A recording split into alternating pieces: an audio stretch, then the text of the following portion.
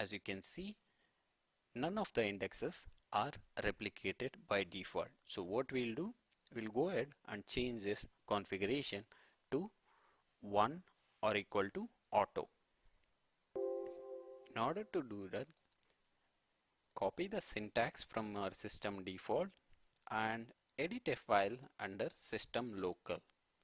We'll be able to see this configuration as part of our deployment, that is high availability multi-site clustering on our Amazon AWS. So I'll make it all the indexes replicated along the cluster. I've changed it to auto. The same configuration I'll edit it under another Splunk instance. Let me restart before I get into another instance.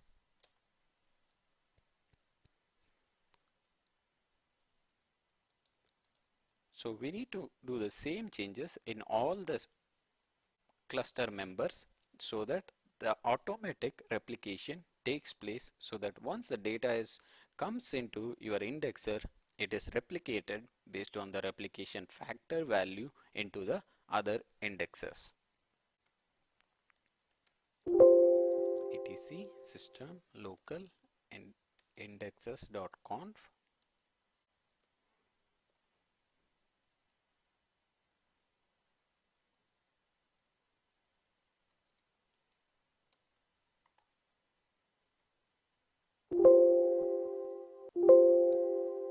So once the other instance is up,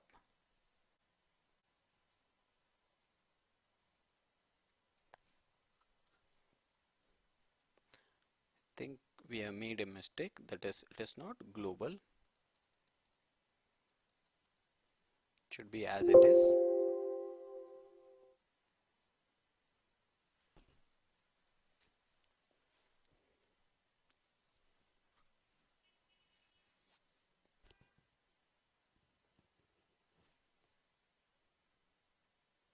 Yes.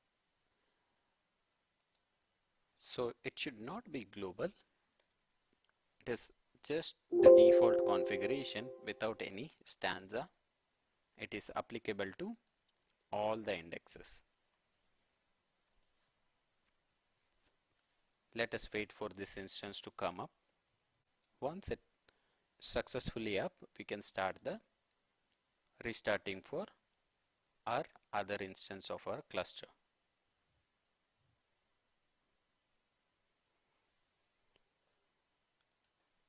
This management of clusters is better if you have a deployment server, because all this configuration you can push them in a matter of minutes by using deployment server. We will see how this will reduce drastically when we are using deployment server, when we are building our own enterprise level architecture of Splunk in our Amazon servers.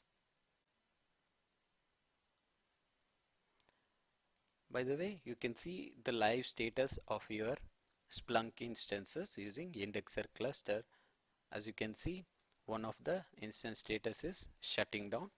So once it is up, we'll be able to see the data starting replication. So it is up.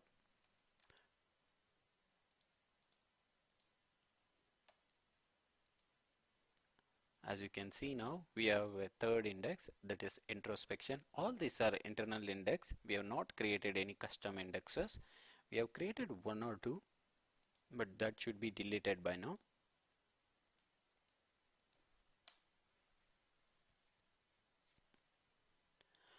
By default, whenever you enable a cluster, the old data will not be replicated. Only the new incoming data will be replicated. It is highly recommended to have the old data retire instead of copying it to clustered environment, because copying non-clustered data into clustered environment is time consuming, resource consuming and highly complex activity, where it requires you to rename all the directories and also append them with GUID, change the file names, which takes a mammoth task to bring in the old non-clustered environment data into clustered environment.